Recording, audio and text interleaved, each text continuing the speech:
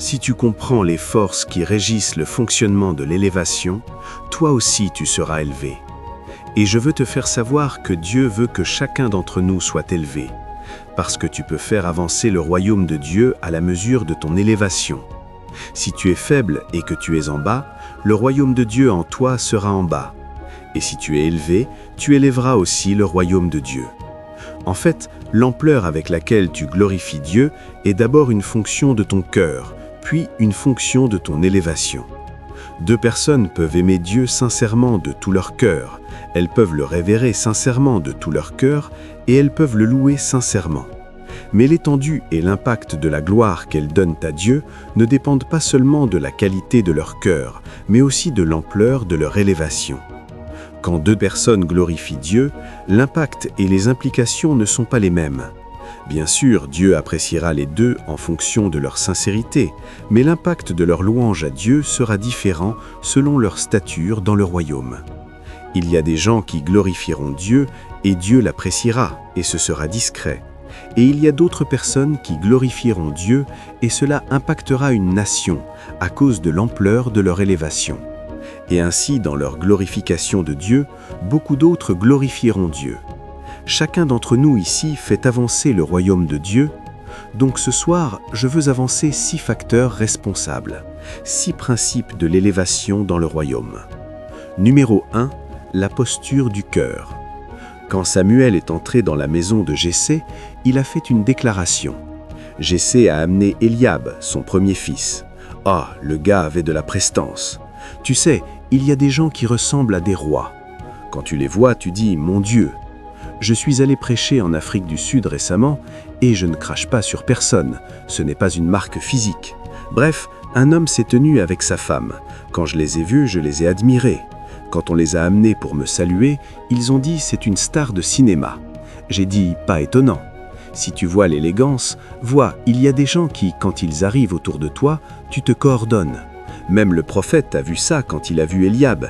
Il a dit « sûrement loin de l'Éternel et devant moi ». Et Dieu a dit « je l'ai refusé ». Je ne vois pas comme les hommes voient. Il a dit « les hommes regardent l'apparence extérieure ». Il a dit « mais moi, l'Éternel, je regarde le cœur des hommes ».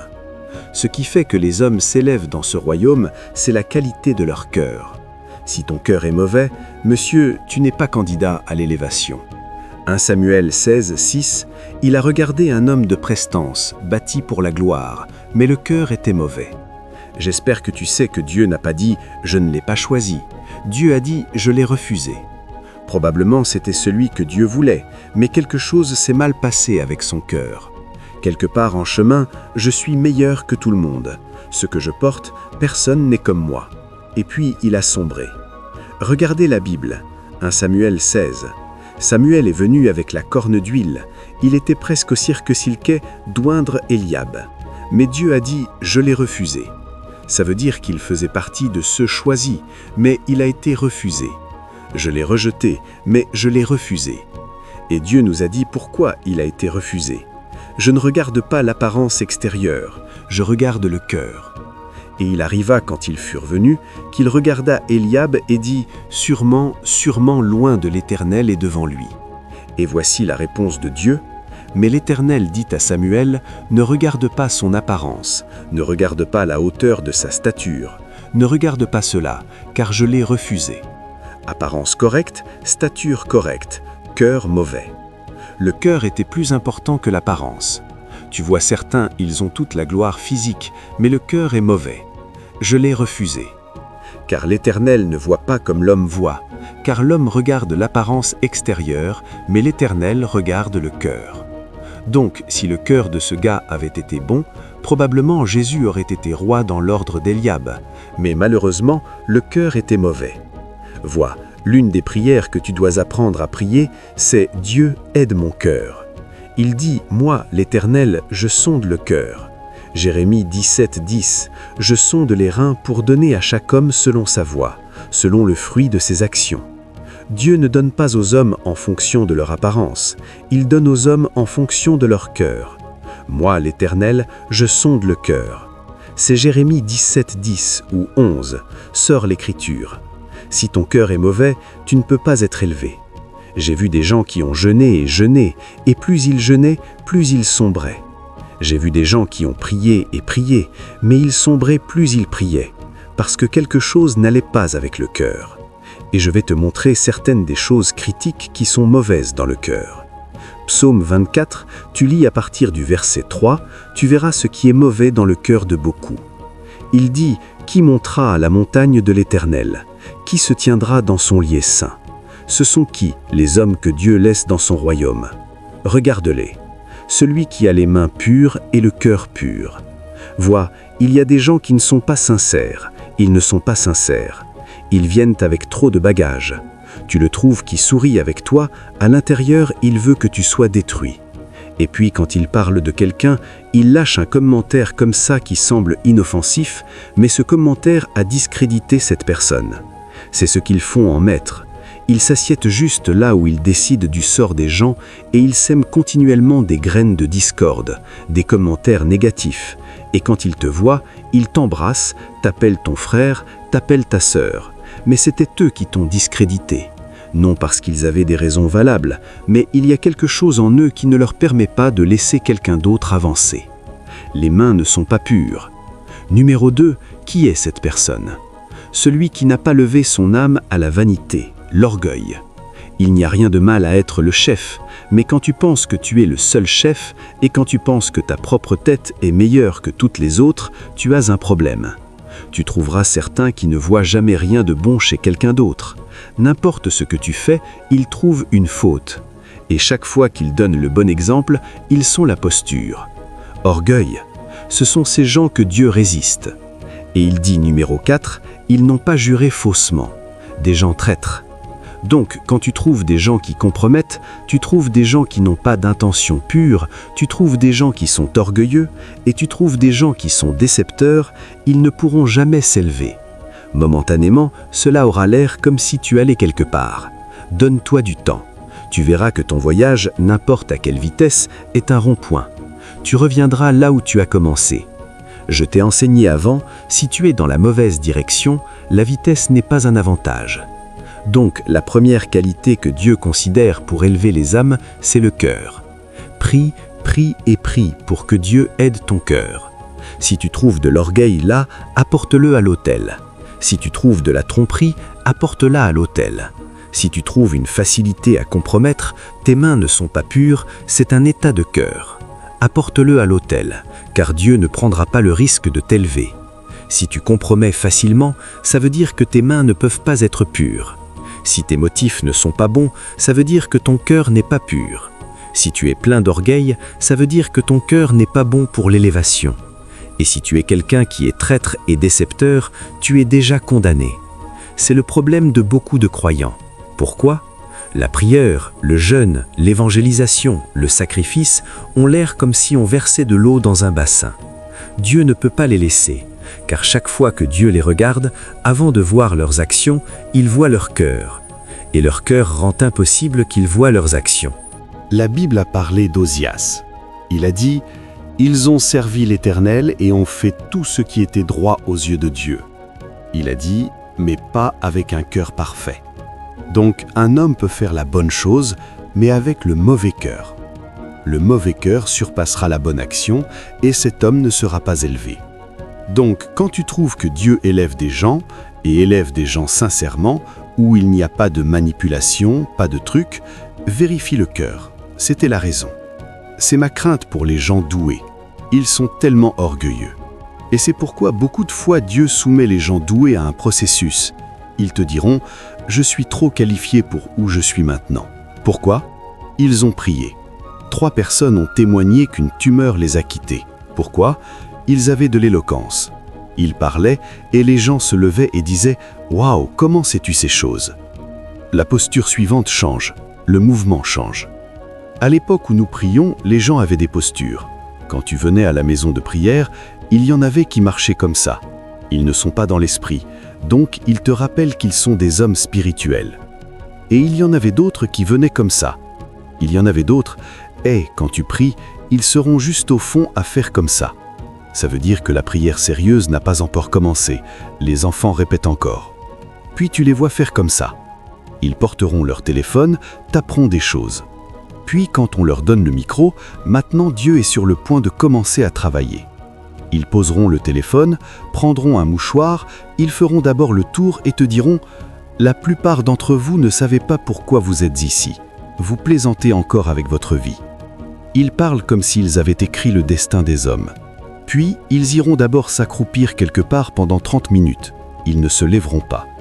Waouh, waouh, vois la salle qui tremble comme ça quand ils lèvent le visage. Si tu vois de la sueur, même toi tu les admireras. Crois-moi, je pensais que les gens que je pensais que Dieu allait élever, je suis choqué aujourd'hui qu'ils ne soient pas encore élevés. Quand ils lèvent le visage comme ça, puis ils feront le tour. Ils ne parleront pas pendant 1 minute. Ils regardent les gens pas sérieux. Il n'y a rien de mal à motiver les gens à prier. Comprends mon message. Mais je te dis juste, la posture du cœur est mauvaise. Jusqu'à aujourd'hui, la plupart d'entre eux sont dans l'oubli. Il y en avait certains qui étaient doués pour la guérison. Quand il y avait un problème, tu les appelais, ils disaient « Qu'est-ce que c'est ? Pourquoi me déranges-tu » Tu dis « Quelqu'un n'a pas pu dormir. C'est tout ? Je t'en prie, dis-leur demain. » Ok, pas de problème. Leurs émotions balançaient juste. Et quand ils priaient, les gens étaient guéris et les registres étaient constants. Mais ils ne s'élevaient pas. Il y en avait d'autres qui étaient voyants. Tu sais, quand tu vas où ils prient, les choses arrivent. Voyants comme quand il y a un problème et que nous prions, ils nous quitteront, peut-être que l'Esprit Saint les conduisait, je ne sais pas, mais ils nous quitteront et iront dehors. Nous sommes trop bruyants. Tu peux être en train de diriger la prière, ils viendront juste et diront « Arrêtez, arrêtez, c'est ce que Dieu veut faire maintenant. » Et toi qui n'as pas de yeux, tu arrêteras et attendras ton leader. Quand il parle, les gens diront « Oui, oui, c'est vrai, c'est vrai. » Toi maintenant, tu parleras à Dieu et tu diras « Pourquoi suis-je comme ça ? Jésus, pourquoi ? Aide-moi. Pourquoi suis-je comme ça ?» Ils ne le font pas. Mais après 5 ans, 7 ans, 10 ans, nous avons vu que la promotion ne vient pas de l'Est. Moi, l'Éternel, j'éprouve le cœur, j'éprouve les reins. Après de nombreuses années, nous avons vu que Dieu ne voit pas comme les hommes voient, parce que nous avons ce trésor dans des vases d'argile, afin que l'excellence soit de Dieu et non de l'homme. Si c'est Dieu qui te conduit, fais-le, mais assure-toi que ton cœur est bon. Sinon, même toi tu seras choqué du degré auquel tu sombreras dans l'oubli. Tu ne croiras pas tes yeux. En fait, si Dieu n'ouvre pas tes yeux, tu te demanderas si la Bible est vraie. Tu questionneras Dieu en disant « N'es-tu pas celui qui dit que nous devons jeûner, prier, donner, dépendre de toi ? Je l'ai fait pendant 15 ans. Pourquoi suis-je comme ça ?» Tu continues à demander à Dieu « Pourquoi ? Pourquoi ? Pourquoi ?» Quand tu es vieux, tu découvres qu'il est appelé l'ancien des jours. Vérifie ton cœur. Vérifie ton cœur. Ne laisse pas ton cœur te tuer. Ne laisse pas ton cœur te détruire. Cette mentalité de « je suis meilleur que tout le monde »,« je suis avant sur tout le monde »,« je suis le seul qui est bon »,« je suis le seul qui a raison ». Même si tu arrives au sommet, il y a une probabilité que tu descendes avec disgrâce. C'est pourquoi tu vois beaucoup de gens aujourd'hui avec du reproche, parce que le cœur est mauvais. Sincérité, simplicité, pureté de motifs, ces choses sont inestimables dans l'équation de l'élévation. Elles sont inestimables. C'est pourquoi je t'ai dit, n'importe qui peut être élevé. Mais il y a des conditions. Quelle est la qualité de ton cœur ?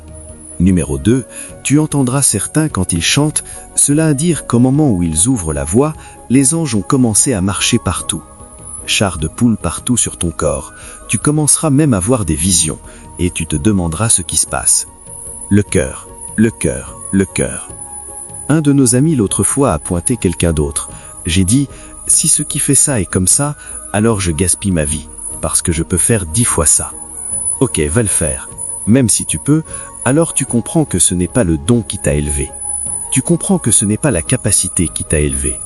La capacité ne devient relative quand Dieu la sanctionne. Si tu rencontres certains de ceux qui sont dans l'oubli aujourd'hui et que tu commences à leur parler, ils secoueront juste la tête. C'est une parabole. Ils ne savent pas comment ils ont fini ici. Parce que quand ils vérifient chaque autre personne que Dieu utilise, ils ont travaillé plus qu'eux, ils ont prié plus qu'eux, ils ont jeûné plus qu'eux. De vérité, ils ont même mentoré certains d'entre eux. Mais ils ne savent pas pourquoi.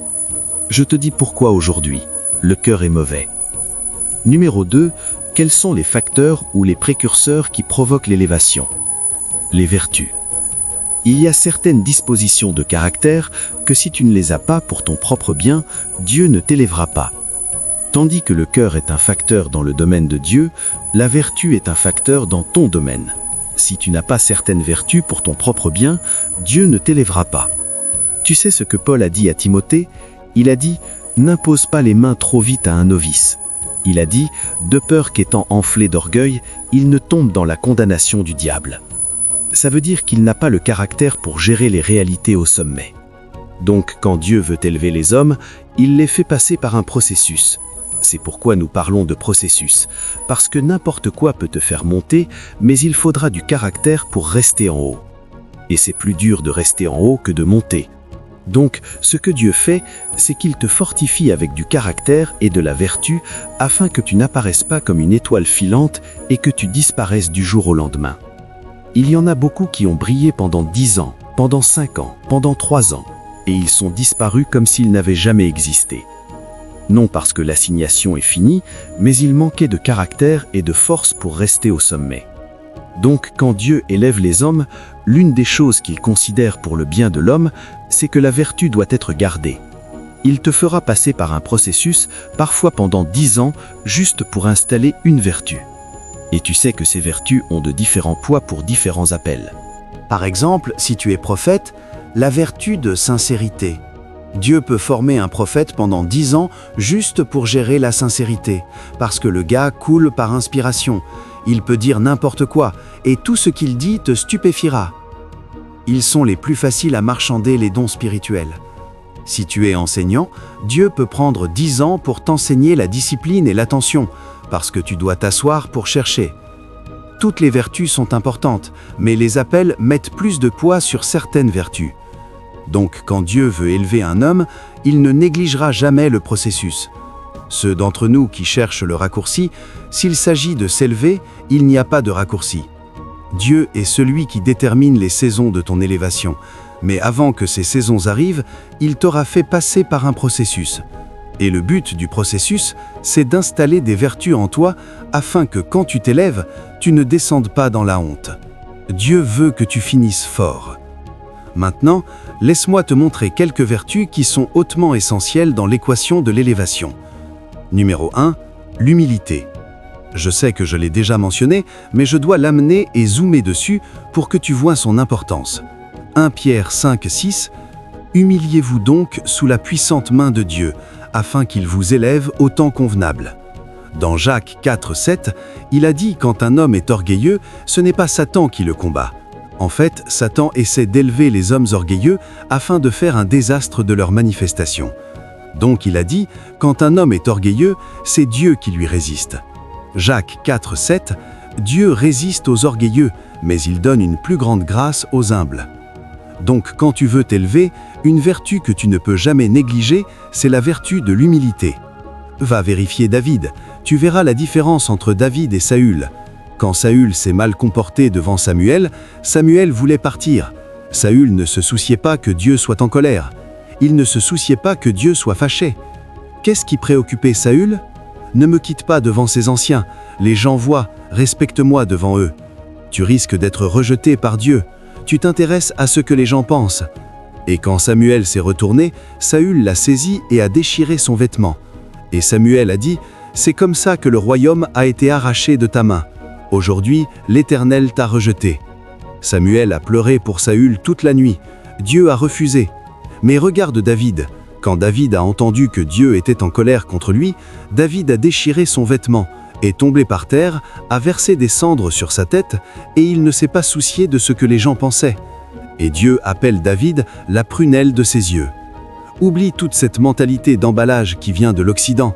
L'excellence est importante, mais ne la laisse pas te transformer en personne fausse. L'orgueil a tué beaucoup de gens. Il y a des gens qui ne peuvent même pas dire merci parce qu'ils ne veulent pas que quelqu'un sache que tu l'as aidé. Pendant ce temps, cette route, ils l'utiliseront encore. Et donc, la prochaine fois qu'ils viennent, ils te diront « Va et apprends, merci ». Quand tu auras appris, reviens. Et ça peut prendre 50 ans. La perte de l'homme au bas de l'échelle. Orgueil. Numéro 2, la vertu que Dieu ne négligera jamais, c'est la fidélité et la diligence. Si tu n'es pas fidèle, Dieu ne peut pas. Je t'ai dit que l'élévation dans le royaume, parmi d'autres choses, c'est quoi? Responsabilité. Dieu ne peut pas prendre le risque de confier son domaine à ta confiance s'il n'a pas vérifié la fidélité et la diligence dans ta vie. Dans Luc 16, 10 et 12, la Bible nous a dit que c'était brut. Il dit « Celui qui est fidèle dans le peu est aussi fidèle dans le beaucoup. Celui qui est injuste dans le peu est injuste dans le beaucoup. » Verset 12, « Si tu n'es pas fidèle dans ce qui est à autrui, qui te donnera ce qui est à toi? Vois, je travaille avec beaucoup de jeunes, certains d'entre eux très doués. Oh, la façon dont ils pensent. S'il y a un problème, ils s'assiedent juste comme ça. Avant que tu le saches, ils ont apporté la solution. Mais quel est leur problème? Ils manquent de fidélité, ils manquent de diligence. La même chose que tu corriges chez eux, tu la corrigeras pendant 3 mois, ils feront encore l'erreur. Et je hoche la tête. Parfois, quand je les vois, je prie juste pour eux, pour que ce niveau de compétence, ce niveau de créativité ne se gaspille pas, parce que je sais que s'ils ne changent pas, ils se gaspilleront. Demande à ceux qui travaillent avec moi ici. Aussi petit que l'orthographe, je vois l'orthographe. Oh, le service est fini. Ils ne savaient pas quoi faire après le service.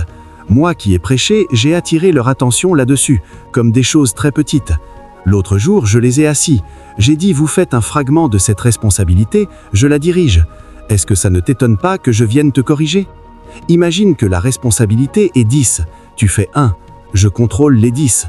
Et je peux voir l'erreur dans ton 1.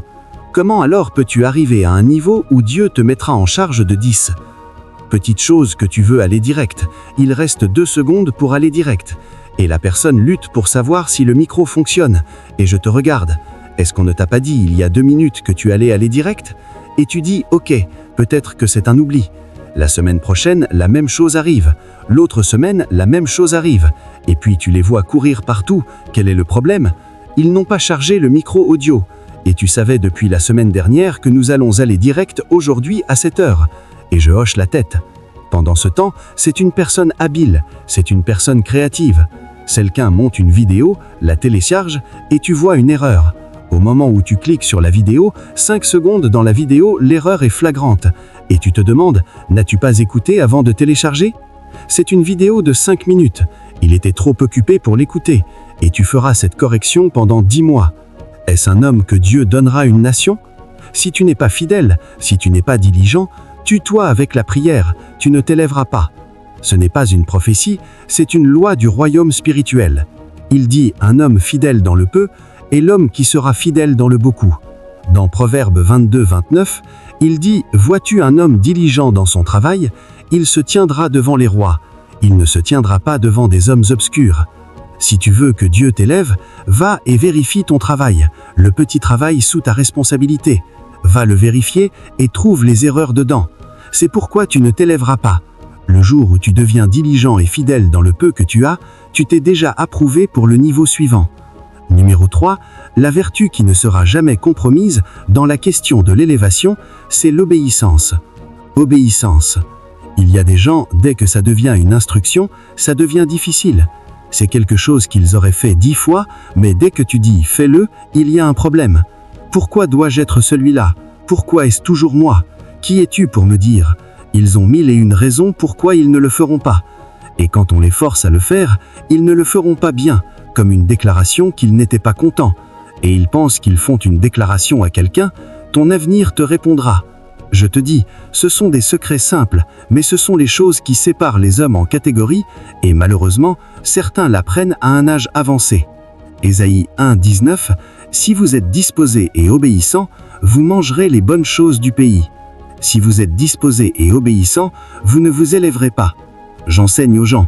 J'ai dit, si Dieu dit que cette personne est en charge, regarde-la comme si c'était Dieu qui te parlait, parce qu'il parle par l'autorité de celui qui l'a placé.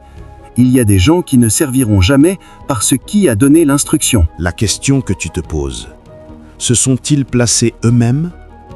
À l'époque où nous étions à l'école de processus, tu entendais des gens assis à parler. Celui-là dit qu'il est leader, ils listeront 20 de ses erreurs et ils diront « si ce n'était pas parce que je suis ici, celui-là pourrait-il me parler ?» Ils sont encore là. Ils sont encore là parce que pendant que tu parles, Dieu te pèse juste. Tu peux accélérer ton élévation et tu peux retarder ton élévation. Obéissance, critique. Numéro 4. La vie juste. Ceux qui prennent les questions de justice avec négligence, ils ne s'élèvent jamais dans ce royaume. Parce que tout le monde qui s'élève est ambassadeur de Dieu. Tout le monde qui est élevé est représentant de Dieu. Et Dieu ne lèvera pas quelqu'un qui le représentera mal. Donc, si tu veux que Dieu t'élève, tu dois bâtir la justice dans ta vie. Proverbe 14, 34, la justice n'exalte pas seulement les individus, elle exalte les nations. Donc, une nation entière peut être élevée à cause de la justice. Dans Hébreux 1, 7, il a dit concernant Jésus, « Parce que tu as aimé la justice et haï l'iniquité », il dit, « Ton Dieu », vérifie le verset 8 pour moi. Sortons cette écriture correctement. Il a dit, « Ton Dieu t'a oint d'une huile d'allégresse au-dessus de tes compagnons ». Verset 9, « Tu as aimé la justice et haï l'iniquité ». C'est pourquoi Dieu, ton Dieu, t'a oint d'une huile d'allégresse au-dessus de tes compagnons. Ce n'est pas une affaire d'église, à moins que tu veuilles utiliser un babalao pour t'élever. Si tu es dans la banque et que tu vis de façon méchante, si tu es dans l'armée, tu vis de façon méchante. Si tu es dans le ministère, tu ne vis pas justement, arrête de te gaspiller en priant pour que Dieu t'élève. Tu vois des gens qui se rassemblent là où ils prient, recevant l'onction pour la percée, prophétie pour la percée, le même matin, ils compromettent. Ne gaspille pas ton temps. S'il s'agit de Dieu, ça ne marchera pas. Il a dit, « Toi, ô Éternel, Habacuc 1,13, tu es d'une pureté Dieu. » Il dit, « Tes yeux ne peuvent pas contempler l'iniquité. » Dans 2 Timothée 2, tu lis versets 19 et 21, il a dit, « Le fondement solide de Dieu reste ferme. L'Éternel connaît ceux qui sont à lui. » Il a dit que celui qui invoque le nom du Seigneur s'éloigne de l'iniquité. Dans une grande maison, il y a beaucoup de vases. Certains sont d'or, certains d'argent, certains de bois, certains de terre. Certains sont pour l'honneur et certains pour le déshonneur. Verset 21, la Bible nous a dit « Si un homme se purifie de ces choses, cet homme sera un vase d'honneur, sanctifié et utile au Maître, préparé pour toute bonne œuvre. » Tu sais, nous pensons que Dieu est bipolaire. Tu violes Dieu aujourd'hui, demain tu es au bureau en pleurant « Seigneur, permettras-tu que le tien soit traité comme ça ?» Et les anges te regardent. Tu violes Dieu aujourd'hui, demain tu es dans un service de miracle. Ils disent que tu es élevé, et puis, c'est une génération où même les escrocs viennent recevoir une prophétie pour l'élévation. Ils apportent, quand tu vois des gens porter 7 bouteilles d'huile, suspecte-les. Ça veut dire qu'ils ne viennent pas souvent, donc ils ont besoin que tu oignes l'huile qu'ils utiliseront pendant 2 ans ou qu'ils veulent la distribuer. Ils viendront avec des huiles ou des bouteilles d'huile comme ça pour les oindre. Devine quand ils l'utilisent, quand ils partent pour un vol à main armée. Père, préserve ta... Ils s'en frottent la langue et puis ils escroquent quelqu'un. Oui, mon nom est Titus, je suis en Malaisie. C'est la percée. Tu ris, mais c'est vrai. Quelqu'un couche avec le patron, mais reçoit un mouchoir comme manteau. Il collecte un manteau, mais couche avec le patron au travail. Tu ne peux pas te moquer de Dieu. Dieu ne peut pas être moqué. Tu vas gaspiller ta vie, et puis tu réaliseras que tu t'es trompé toi-même, parce que tu as aimé la justice et haï l'iniquité. Même Jésus, l'auteur de la grâce, c'était pour cela qu'il a été élevé. Tu dis que tu as la grâce, tu plaisantes. Ce sont des vertus qui font pour l'élévation. Va lire ta Bible. Pourquoi Joseph a-t-il été élevé? Je ne peux pas faire ce mal et pécher contre Dieu. Genèse 39, 9. Pourquoi Daniel a-t-il été élevé? Daniel et ses amis ont résolu dans leur cœur qu'ils ne se souilleront pas par la portion de la viande du roi. Daniel 1, 8 et puis 17 à 20. Quand le roi s'est enquéri d'eux, ils étaient 10 fois meilleurs que leur père. Maintenant, ce n'est pas dans l'église, c'est dans le palais. Donc ce que je t'enseigne ici, ce n'est pas pour que tu deviennes prophète, c'est pour que tu excelles en tant que sénateur, pour exceller en tant que conférencier, pour exceller en tant qu'homme d'affaires. Parce que c'est ce qui a élevé Joseph en Égypte, c'est ce qui a élevé Daniel à Babylone dans la cour du roi. Mais nous avons des gens qui n'ont aucune vertu, mais ils veulent soudoyer Dieu avec de fausses larmes. Quand tu finis de pleurer, lève-toi, c'est une réaction biochimique. Faisons des affaires bibliques. J'espère que tu pourras danser à la fin de ce service. C'est pourquoi tu me regardes comme ça. Je ne suis pas au point de me taire. Nous parlerons de cette chose jusqu'à ce que nous soyons vieux. Tu sais pourquoi c'est appelé un centre apostolique ? Quiconque t'entend et tu ne peux plus supporter va utiliser celle que tu as apprise. Si nous sommes 10 ici, nous resterons 10 ici. Quand nous irons gagner des âmes et revenir, si c'est 10 qui veulent être disciples, nous serons 10 ici. Et tu verras que ce que nous faisons ici, le soir, va dans ton église, reviens. Mais si c'est la vérité que tu veux entendre, viens ici. Chaque fois que tu deviens fatigué, celle que tu as reçue, utilise-la. Mais ici, Dieu te cisèlera jusqu'à ce que tu ressembles à Christ. Je vois certains qui t'envoient un texto, « Mon de Dieu, s'il te plaît, peux-tu prier pour moi, mon travail ?» Et puis ils sont nus sur leur photo de profil. J'ai dit non, les gens que tu as déjà contaminés, c'est suffisant. Nous n'allons pas augmenter ton radar pour contaminer plus de nus. Certains diront, c'est mon père. Je ne suis pas ton père. Tu es un étranger. Je connais mes enfants. Ton père, tu portes une culotte et un soutien-gorge en marchant. Et qui est ton père ? Une génération délirante. Ils pensent que Dieu est une blague. Ce que nous faisons ici, ce n'est pas pour élever des fans. Ce n'est pas un club de football. Nous ne cherchons pas une base de fans. Dieu élève des disciples. Parce que tu as aimé la justice et haï l'iniquité. Il a dit, Dieu, ton Dieu, t'a oint d'une huile d'allégresse au-dessus de tes compagnons. Vertu.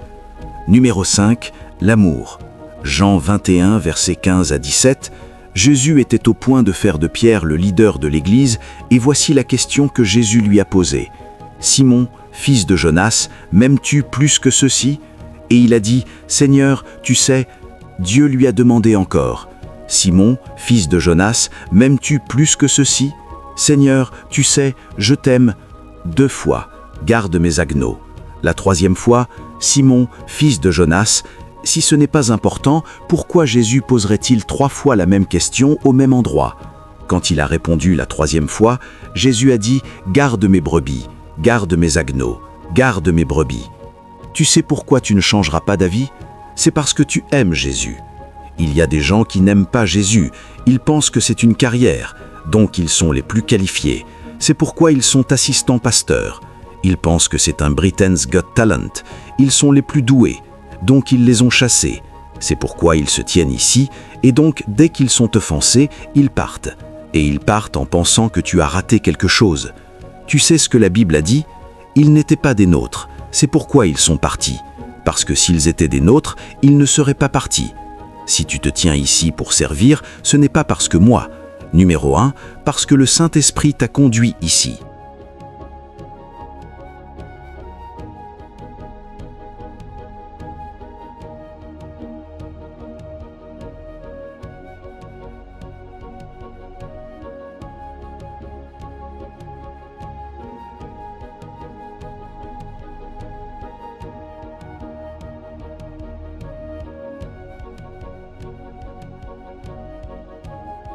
Numéro 2.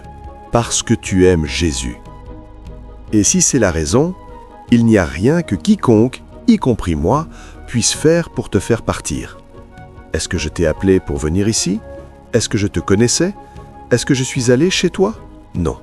Le Saint-Esprit t'a poussé à venir parce qu'il y a une assignation qu'il a pour toi. Et ce n'est pas juste ici, partout où ils servent Dieu. Personne ne t'a invité. Personne ne t'a appelé et dit « S'il te plaît, viens aider ». Le Saint-Esprit l'a mis dans ton cœur. Même si quelqu'un t'a appelé, si le Saint-Esprit ne t'a pas instruit, tu ne bougerais pas. Parce que, regarde-toi, ta vie est trop sérieuse pour que quelqu'un dise « Laisse ce que tu fais, viens ici ». Qu'est-ce que tu veux dire ? Qui suis-je pour t'appeler et dire « Laisse où tu es et viens ici ». Je ne suis pas si important. Tu sais sur quoi tu étais concentré. Tu sais ce que tu faisais qui est important pour toi et ton destin avant que le Saint-Esprit dise « Joins ce char, j'ai une assignation pour toi ». Donc tu es venu ici non à cause de Mike, tu es venu ici parce que le Saint-Esprit t'a dit de venir. Mike n'est pas si important pour arrêter ta vie et t'amener ici. Et tu es ici à faire ce que tu fais de façon sacrificielle parce que tu aimes Jésus. Donc il n'y a rien qui puisse te décourager. La seule personne qui peut dire « va », c'est le Saint-Esprit qui a dit « viens ». Et la seule raison pour laquelle tu peux partir, c'est quand l'amour de Jésus n'est plus dans ton cœur. Et donc, quand Dieu veut élever les hommes, la mesure de qualité qu'il met là, c'est l'amour. Parce qu'il ne veut pas que tu t'élèves à un point où tout le travail dépend maintenant de toi. Puis tu dis « Hé, ils m'ont offensé, je ne viens plus. Hé, attends, tu es le chef de l'évangélisation. Qu'est-ce que tu veux dire? Nous avons l'évangélisation demain. Je ne suis pas là. Dieu ne prendra pas ce risque. Oh, tu es le directeur de l'administration. Tout le monde te rend des comptes. Tu es celui qui connaît l'état de toutes les églises. Et puis tu dis « Hé, je n'aime pas la façon dont ils m'ont parlé. » Et tu pars. Qui va gérer le rapport demain? Dieu ne prendra pas ce risque. Donc, Dieu examinera ton cœur pour voir si tu l'aimes. Si tu l'aimes au-dessus de l'offense, si tu l'aimes au-dessus de la réputation, si tu l'aimes au-dessus de toute autre chose, afin que même si tu es offensé à cause de Jésus, tu restes. Donc, quand Dieu élève les hommes, il y a quelque chose en eux qu'il a vu. Imagine si je me réveillais aujourd'hui et disais « je ne suis pas apprécié, donc cette église est fermée ». Juste dimanche dernier, une jeune fille qui était aveugle d'un œil pendant 27 ans, l'œil s'est ouvert. Et Dieu veut faire ce genre de choses. Et je dis « je ne me sens pas, je suis fatigué ». Amen. Comprends-tu ce que je dis? Un homme m'a rencontré à l'aéroport et a couru vers moi et a dit « Oh, c'est l'homme qui a sauvé ma famille.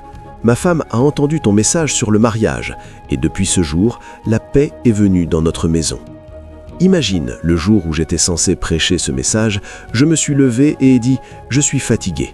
Mais non, ce ne serait pas, ce n'est pas le message. Dieu est dans le mariage qui sera sauvé. Dieu voit l'œil aveugle que nous ouvrons. Dieu est dans le destin qui sera corrigé. Un professeur de médecine, un neurologue, m'a rencontré à l'aéroport. Il venait au Nigeria d'Arabie Saoudite. Il a couru vers moi et a dit « Tu as changé ma vie ». Il pensait que la médecine était « gagne ton argent, déploie ton expertise, vis une bonne vie ». Quand il m'a entendu, il a su que le monde médical était une plateforme pour gagner des âmes. Il a rencontré les fils de la femme esclave plus que beaucoup d'évangélistes. Un but a frappé son cœur. Je peux gagner des hommes à Jésus. Je peux donner du sens à la vie des gens et j'ai le pouvoir de le faire. La pratique médicale est devenue mission pour lui. Ça a maintenant du sens qu'il souhaite aller en Arabie Saoudite. Ce n'est pas l'argent. Il a dit « Tu as changé ma vie ». Jésus te donne ce niveau d'influence et puis tu te réveilles. Tu dis « Il ne m'apprécie pas dans cette église. Je pars. » Ou « Je suis fatigué. Je ne peux plus le faire. » Non, tu ne peux pas être fatigué. Si tu es fatigué, fais-le jusqu'à ce que tu ne sois plus fatigué. Je te dis. Donc, quand Dieu veut t'élever, il verra la profondeur de ton amour. Paul a dit « Qu'est-ce qui peut nous séparer de l'amour de Dieu qui est en Christ Jésus ?» C'est ce que Dieu voit pour t'élever. Oh, tu as atteint ce point où le stress ne peut pas te séparer, l'offense ne peut pas te séparer, les pensées des gens ne peuvent pas te séparer. Alors, tu es prêt. C'est quand Dieu t'élève. Si tu veux que Dieu t'élève, tu dois l'aimer. M'aimes-tu moi plus que ceci? Il dit oui. Il dit garde mes agneaux. La deuxième qualité, le deuxième précurseur pour l'élévation dans le royaume, c'est les vertus. Numéro 3, précurseur de l'élévation dans le royaume, c'est les rencontres. Personne ne s'élève dans ce royaume sans rencontre. Certaines peuvent être spectaculaires, d'autres non, mais tu dois avoir une rencontre spirituelle. J'ai étudié la Bible, j'ai lu les histoires des hommes. Très peu d'eux se sont élevés sans rencontre. Tu dois avoir une rencontre, soit avec la parole, soit avec quelqu'un qui représente Dieu, soit avec le Seigneur lui-même, soit avec une entité angélique. Mais quelque chose de spirituel doit arriver pour que tu sois élevé. Prie en langue pendant 1 minute. Demande à Dieu d'aider ton cœur. Alléluia. Si tu veux t'élever dans ce royaume, tu dois presser pour des rencontres. Tu sais, je t'enseignais et dirigeais les prières et je t'ai dit 2 choses qui font pour des rencontres. Une, la souveraineté de Dieu. Il peut choisir de t'apporter une rencontre, mais j'ai dit que la deuxième, c'est ta pression dans la prière. Parce que dans le contexte du Nouveau Testament, la Bible dit que nous devons venir hardiment. Hébreux 4, 16, devant le trône de la grâce. Donc, il y a maintenant accès pour tout quelqu'un qui veut venir. Donc, Dieu peut te visiter, tu peux visiter Dieu. Mais par tous les moyens, si tu veux être élevé, tu dois avoir une rencontre. Ça peut ne pas être spectaculaire, mais ce sera une rencontre. Il y avait des gens qui ont eu une rencontre avec la parole. As-tu lu 1 Samuel 3, 21 ? Il a dit « L'Éternel apparut encore à Samuel à Silo. L'Éternel apparut à Samuel à Silo par la parole de l'Éternel. » Donc, tu peux rencontrer un verset de Scripture. Ta vie changera. Il y avait des gens qui pensaient que Marc 11, 23 était une scripture de Kenneth Hagin. Il la citait, il la parlait partout, parce que c'était une des scriptures où il avait eu des rencontres. Mais c'était une rencontre quand même. Moïse a vu le buisson ardent. Exode chapitre 3. Tu lis du verset 1 à 5, et Dieu a dit « Ôte tes sandales, l'endroit où tu te trouves est une terre sainte. » Paul a eu une rencontre, Actes des Apôtres chapitre 9, versets 4 et 5. Une lumière a brillé du ciel et l'a frappé à terre, et il a entendu une voix « Saul, Saul, pourquoi me persécutes-tu ? Maintenant lève-toi, entre dans la ville, on te dira ce que tu dois faire. » Leurs vies n'ont jamais été plus les mêmes. Donc, si tu veux être élevé dans ce royaume, tu dois avoir une rencontre. Je t'ai parlé de mes rencontres. J'étais dans une école en enseignant comme chef de département de chimie au Mount St. Gabriel Secondary School. Et un après-midi, fatigué et affamé, parce que j'étais dans un jeûne prolongé, et je me suis allongé sur la table et mes yeux se sont ouverts. J'ai vu un aigle plus grand qu'un bâtiment. Quand il ouvrait ses ailes, il passait d'un état à un autre, d'une nation à une autre. Et le Seigneur a zoomé mes yeux et j'ai vu un homme suspendu à l'aile. Et il a zoomé plus loin et c'était moi. Et des portes commencèrent à s'ouvrir. Je suis allé chez un ami, l'après-midi, révérend Hughes. Encore dans le lieu du jeûne, je me suis allongé sur le sol, fatigué. Pendant que je murmurais en langue, je suis tombé en transe. Et j'ai vu un cheval géant, un homme debout. Ma taille n'atteignait pas le sabot. Et j'ai été zoomé et j'ai vu que c'était moi. Une puissance m'a pris et je me suis assis dessus. Et il a commencé à galoper d'état en état. Des portes s'ouvraient partout. Jusqu'à aujourd'hui, elles sont encore ouvertes, parce qu'elles ont été ouvertes du ciel. Nous n'avons pas besoin d'appeler quelqu'un pour faire du lobbying, pour prêcher par la grâce de Dieu. Et ces invitations viennent de différents quartiers.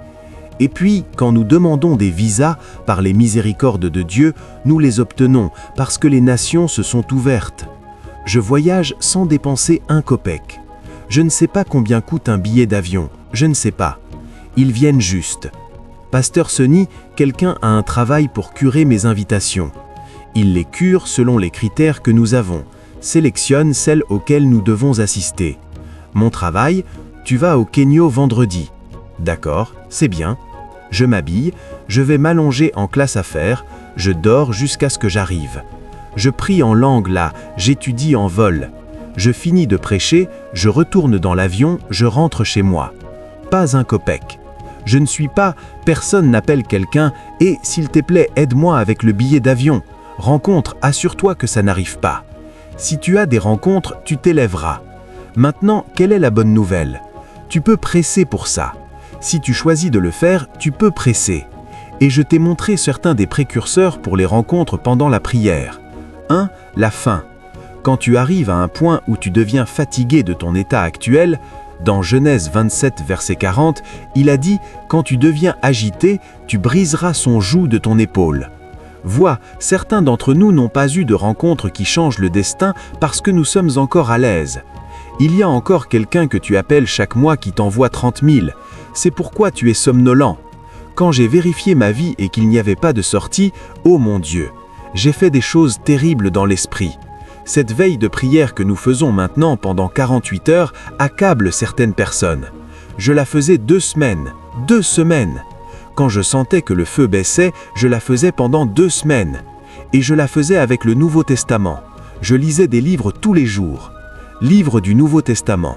Prier 1 heure toutes les 3 heures, avec jeûne. Je la faisais pendant 2 semaines. Après 3 mois, je sentais que l'intensité baissait. Je la refaisais. C'était les jours où je jeûnais 21 jours chaque mois. Je me reposais 9 jours, je jeûnais le mois suivant. Il y avait une période où je vivais avec révérend Hughes pendant 2 ans dans une maison. Il peut te dire que je jeûnais du matin au soir, matin au soir. Le soir tu romps, tu pries la nuit, tu continues comme ça. Il y avait peu de jours où nous ne mangions pas. Les cieux s'ouvraient violemment, tu ne peux pas frapper et la porte ne s'ouvre pas, monsieur. Il a dit « frappe, la porte s'ouvrira ». Comment frappes-tu? Par la pression. Il a dit « si tu me cherches, tu me trouveras ». Quand tu me cherches de tout ton cœur. Donc quiconque pressera de tout son cœur aura une rencontre, Dieu se montrera. C'est une loi de constance dans l'esprit. Quand tu frappes et frappes et frappes et frappes, n'as-tu pas lu la parabole que Jésus racontait dans Luc 18 où il a dit « il faut toujours prier et ne pas se lasser ». Il a dit qu'il y avait un juge injuste dans cette ville qui ne craignait ni Dieu ni les hommes, mais une veuvoise avait besoin de justice. Il a dit parce que la veuvoise importunait le juge, même si le juge ne craignait pas Dieu, à cause de sa constance, le juge a répondu « Si tu veux une rencontre, cherche-le de tout ton cœur ». C'est la loi de la fin. Ça veut dire que tu peux t'élever si tu choisis de le faire. La raison pour laquelle tu ne t'élèves pas, c'est parce que tu es encore détendu. Donc quand Dieu veut te bénir, tu sais ce que Dieu fera. Cette personne qui te donne 100 000 chaque mois, il la coupera. Quand tu appelles et qu'il ne décroche pas, alors tu iras dépoussiérer ton autel. Tu balayeras les cendres et tu tiendras la corne de l'autel. C'est là que ta bénédiction commencera. Parfois, quand Dieu veut t'élever, tu sais ce qu'il fera. Il permettra que tout l'enfer se déchaîne. Ils te combattront de tous les coins. Alors tu sauras que si Dieu ne vient pas à ton secours, je suis fini. Ton chemin sera maintenant comme le psalmiste a dit, « Nombreux sont ceux qui se sont levés contre moi, ils disent qu'il n'y a plus d'espoir pour moi. » Il a dit, « Mais toi, ô Éternel, tu atteindras ce point où tu te tourneras à gauche, il y aura des ennemis. Tu te tourneras à droite, des ennemis. Tu te tourneras en arrière, ennemis. Tu te tourneras en avant, tu n'auras plus d'autre espoir. Alors tu iras chercher ton Créateur. Tu iras chercher celui qui t'a fait. » C'est là qu'un grand homme commencera à jeûner. Vois, au nom de Jésus, tu n'arriveras pas à ce point de désespoir avant que cette fin ne naisse. Je prophétise, je décrète et déclare, je proclame sur toi que la fin de chercher Dieu soit animée dans ton cœur maintenant. La seule garantie que tu t'élèveras et ne descendras pas, c'est Dieu lui-même. Paul a dit « Je suis resté jusqu'à ce jour parce que le Seigneur m'a aidé ». C'est pourquoi, parmi d'autres choses, tu dois mettre Con ton Dieu. Va lire ta Bible. Tous les grands hommes qui se sont élevés, ils connaissaient Dieu personnellement. Abraham l'appelait El Shaddai. Il lui donnait des noms. Il l'appelait Jéhovah Nissi. Il lui donnait des noms basés sur les rencontres qu'ils avaient eues. Tu auras ta propre rencontre, et ton Dieu aura un nom pour toi. Je le connais comme le Dieu de miséricorde. C'est pourquoi dans mes pires situations, je dis Seigneur et miséricorde, Seigneur et miséricorde. J'ai vu la miséricorde du Seigneur. J'ai rencontré les miséricordes de Dieu. Donc c'est ma forteresse, par le feu comme la pluie. Assieds-toi un instant. Les rencontres sont des provocateurs d'élévation, mais il y a des lois. Loi numéro 1, la fin. Si tu le cherches de tout ton cœur, tu le trouveras. Loi numéro 2, la brisure. Dieu résiste aux orgueilleux, mais il est proche des humbles. Loi numéro 3, s'il te plaît, prends le temps d'écrire ces choses.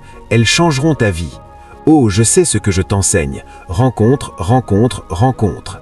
Elles peuvent transformer un charlatan en vétéran. Elles peuvent transformer un faible en guerrier. Elles peuvent transformer un échec en succès. La Bible a dit, il y a de l'espoir pour un arbre qui est coupé et qui dit au centre de l'eau pour se relever encore. Quand tu as une rencontre, les choses changent. Mais il y a des lois. Il y a des lois, il y a des lois. La loi de la fin. Je prie que Dieu élève des chercheurs de ce service, des chercheurs, oh, des hommes qui ont bâti leur maison sur l'autel, des hommes que les gens regarderont et penseront que tu es un échec. Tu n'es pas sage. Le temps dira qui était sage. Le temps dira. C'est comme la parabole des 10 vierges. Tu vas loin, c'est pourquoi tu creuses. Au moment où la rencontre arrive, il y a un mystère dans ce royaume appelé vitesse. Même les rois peuvent être dépassés. Quand Élie a quitté l'autel, il a dit « La main de Dieu est venue sur lui ». Il a dépassé le char d'Akab. Laisse-les aller devant. Tu ne sais pas avec quoi il court, mais ton Dieu sera ton carburant. Rencontre. Combien est ta faim? Il doit y avoir la loi de la faim. Il doit y avoir la loi de la brisure. Ces lois ne changent pas. Elles ne changent jamais. Elles restent. Ce sont les précurseurs des rencontres. Que le Seigneur te baptise d'une faim fraîche. Je dis, que le Seigneur te baptise d'une faim fraîche pour le chercher, comme la biche soupire après les eaux, au nom de Jésus-Christ. L'élévation dans le royaume. Nous nous élevons par la qualité de nos cœurs. Nous nous élevons par la force de notre caractère ou vertu. Nous nous élevons par le protocole des rencontres. Et puis, numéro 4, nous nous élevons par raison de notre alignement au dessein divin et au temps divin. Il y a certaines élévations liées au temps divin. Il n'y avait aucune raison pour que Marie s'élève si Dieu n'amenait pas Jésus à ce moment-là. Donc, le dessein divin, le temps divin, est un autre précurseur pour s'élever. C'est pourquoi nous disons aux gens qu'il y a une chose appelée Kairos dans le royaume. Tous les temps ne sont pas les mêmes. Mon professeur est ici. Tu peux être sur le campus pendant 3 mois et jouer. À l'époque, il y avait des étudiants doués pour aller en boîte. Le vendredi soir, les voitures arrivaient, tu les voyais, leur jean était ici, ils portaient de grandes baskets, ils marchaient comme ça, ils avaient cette liberté pendant 3 mois. Mais quand l'examen arrive, ils nous cherchent, les érudits, parce qu'ils savent que si tu vas en boîte maintenant, tu es un fou. Que font-ils? Ils lisent. Ils n'étaient pas intéressés pendant 3 mois. Tu les verras avec des notes de cours. « Eh, je t'en prie, où penses-tu que les questions viendront ?» Comment saurais-je? Suis-je le conférencier? Et ils diront « S'il te plaît, laisse-moi voir ce que tu as lu. » Tu sais quoi? Pendant l'examen, ils photocopieront. Tu verras l'écriture de différents érudits. Ils connaissaient l'écriture de l'érudit en chimie, l'érudit en physique, l'érudit en électro. Ils iront vérifier ce qu'ils ont lu. Parce qu'une chose avec l'intelligence, c'est que tu pourras suspecter d'où viendront les questions. Donc les érudits résumeront ça, puis ils le photocopieront et liront, mais devine quoi? Le cerveau est bloqué. Et parce que le cerveau ne peut travailler, ils commencent une page, certains de ces trucs, une page, ils la copieront sur leur cuisse, copieront sur cette cuisse, ils porteront du papier ici, certains mettront du papier dans la bouche. Tu sais dire bonjour, ils disent « Nous avons vu des merveilles ». Et s'ils t'attrapent, tu es parti. Celui-là, c'est la loi de l'université. Il n'y a pas de « je t'en prie ». S'ils t'attrapent, dès qu'ils voient l'évidence, tu as gradué ce jour-là. Ils te donneront le transport pour rentrer chez toi. Nous avons vu des merveilles. Ils ont attrapé un jeune homme avec un foolscap rempli d'écriture à l'encre devant et derrière. Quand le conférencier a dit « donne-moi », le gars l'a rassemblé, l'a mis dans sa bouche, l'a mâché et avalé. Avalé du papier avec de l'encre. L'autre, le conférencier l'a attrapé. Ils appelaient ça des chokes. Et quand ils ont rassemblé l'évidence, rangé son cahier de réponse et que le conférencier partait, le gars a saisi la chose, poussé le conférencier et s'est enfui. Ils l'ont poursuivi. Il était plus rapide que nous. Parce que s'il l'attrape, il est fini. Mais tu sais pourquoi? Ils ont violé la loi des temps et des saisons. Il y a un temps pour étudier. Quand tu arrives au campus, ferme tes oreilles à la boîte. Ces 4 mois, tout ce que tu dois faire pour lire et comprendre, fais-le. Si tu le violes, quand la saison Kairos arrive, tu découvriras que la qualité de 4 mois n'a pas de valeur. Ce sont ces 2 semaines qui détermineront la qualité de ces 4 mois. Si tu ne suis pas, tu as gaspillé les 4 mois. C'est ce que la saison Kairos fait. La saison Kairos justifie la saison Chronos. Et donc, quiconque s'élèvera dans ce royaume doit comprendre le mystère du Kairos. C'est le temps où le dessein divin est activé. Et il y a 3 lois pour la saison Kairos. Loi numéro 1, la loi de l'alignement. Tu dois t'aligner sur la volonté de Dieu, particulièrement pour les saisons, et t'aligner à ça. Il y a des saisons où Dieu cherche la pureté. Il y a des saisons où Dieu cherche la constance. Il y a des saisons où Dieu cherche la fin. Si tu ne l'as pas, même si Dieu veut te favoriser, il ne t'élèvera pas. J'espère que tu sais que, au jour où Marie a été choisie, elle n'était pas choisie sur le mérite, mais il y avait une loi. Si tu n'es pas vierge, tu ne peux être celle-là. C'était la faveur qui a touché Marie, mais la virginité était une exigence d'alignement. Si elle n'était pas vierge, il n'y avait aucun moyen que cette faveur fonctionne pour elle. Donc la loi de la saison numéro 1, la loi de l'alignement. Tu dois t'aligner sur la volonté de Dieu. Loi numéro 2, la loi du discernement. Si tu ne sais pas qu'il y a une saison, tu ne te prépareras pas pour elle. La Bible a dit dans Luc 19, versets 43 à 44, « Jésus a pleuré sur la ville. » Pourquoi? Il a dit « Parce que tu n'as pas connu le temps de ta visitation. » Sais-tu pourquoi beaucoup de chrétiens vivent négligemment? Ils pensent que chaque jour est le même. Non, chaque jour n'est pas le même. Il y a certains jours qui valent 10 ans. Si tu rates ce jour, tu as raté un cycle de 10 ans. Il y a certains jours qui valent 3 ans. Donc ce que tu dois faire, c'est aiguiser ton discernement, afin que quand ces jours arrivent, tu sois prêt. Pourquoi les 5 autres vierges ont-elles été appelées folles? Elles n'ont pas discerné, donc elles ne se sont pas préparées à cette heure. 12 heures dans la journée, mais 1 heure à compter. À minuit, il y a eu un cri. Matthieu 25, verset 6. Elle n'était pas prête à cette heure. Les 11 autres heures ont été gaspillées. Donc tu dois avoir du discernement. Il a dit, les fils d'Issachar, 1 Chronique 12, verset 32, il y avait des hommes qui avaient de l'intelligence et ils discernaient les temps et les saisons. La Bible a dit, les chefs d'entre eux étaient 200, tous leurs frères étaient à leurs ordres. Quand tu discernes la saison, tu t'élèveras. Quand tu t'alignes aux exigences des saisons, tu t'élèveras. Et puis, numéro 3, la loi de la souveraineté. Cette loi est la loi de la faveur. Quand Dieu voit ceux qui sont alignés, quand Dieu voit ceux qui discernent, Dieu choisira parmi eux. Tu ne peux pas contrôler celle-là. Mais ce que tu peux contrôler, c'est le discernement et l'alignement. Et fais confiance à Dieu pour la faveur. C'est comme ça que tu entres dans la promotion. Il y a des gens qui ne seront peut-être jamais promus, non parce que Dieu est partial, mais ils n'ont jamais discerné les saisons. La saison où Dieu choisit des hommes, c'est la saison où ils sont tombés. Et puis, il mendie le pardon quand les gens montent les montagnes d'influence. Et Dieu leur pardonnera. Mais ce qu'ils ne savent pas, c'est qu'un cycle a passé. C'est pourquoi tu les vois 30 ans au même endroit. Il y a des saisons où tu combattras avec ton sang pour tenir. Parce que si tu rates, ce n'est pas juste un jour. Beaucoup d'années sont parties. C'est à cause de choses comme ça que Dieu a un système de restauration. Sa miséricorde provoque la restauration afin que les années perdues puissent être récupérées. Parce que certains d'entre vous pensaient avoir perdu de l'argent. Les principales choses que les âmes ont perdues sont des années, parce qu'ils ne savent pas quoi faire avec la saison Kairos. Tu veux être élevé? Tu dois comprendre les temps et tu dois comprendre les saisons. Enfin, l'exigence pour l'élévation, c'est la guerre. Si tu ne peux pas combattre, tu ne peux pas t'élever. Tu peux l'écrire. Je te dis, dans ce royaume, seuls les combattants tiennent. Seuls les combattants s'élèvent. Tu entends ce que le psalmiste a dit? Nombreux sont ceux qui se sont levés contre moi. La Bible a dit, si tu faiblis au jour de la détresse, ta force est faible. Il y a beaucoup de gens, la raison pour laquelle ils ne peuvent pas s'élever, c'est parce qu'ils ne peuvent pas combattre. Ils ne sont pas forts. Tu sais ce que Dieu a dit à Josué? Sois fort et courageux. Je suis ici pour t'aider. Je veux que tu remplaces Moïse, mais je ne peux pas t'aider si tu n'es pas fort et courageux. 3 fois Dieu a dit à Josué dans un chapitre, Josué 1,6, Josué 1,7, Josué 1,9, sois fort et courageux. Sois fort et courageux parce que je ne peux t'aider que si tu tiens debout. Tu trouveras beaucoup de gens qui se plaignent sur des plaintes. Tu trouveras beaucoup de gens en lamentation. La Bible dit qu'il n'y a pas de tentation que tu traverses qui soit particulière à toi. Tout ce que tu traverses, quelqu'un l'a traversé avant. Ne nous tue pas avec des plaintes.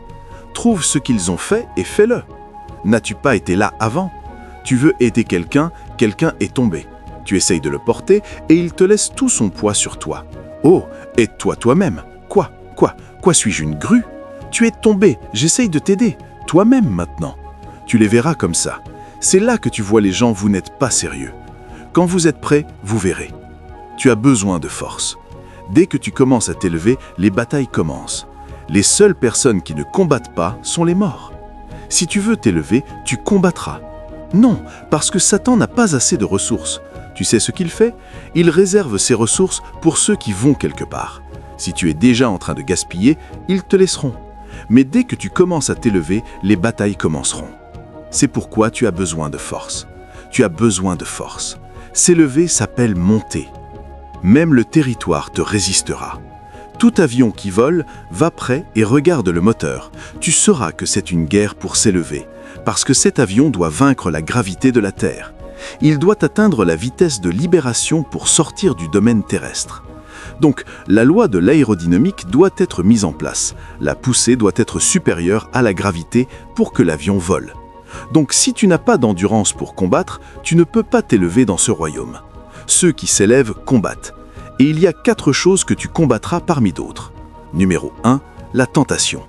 Parce que ton premier ennemi, c'est toi-même. Tu es celui qui pense que Satan est ton ennemi. Vois ces appétits que tu n'as pas maîtrisés. Au jour de ton élévation, ces appétits te combattront. Ces convoitises te combattront.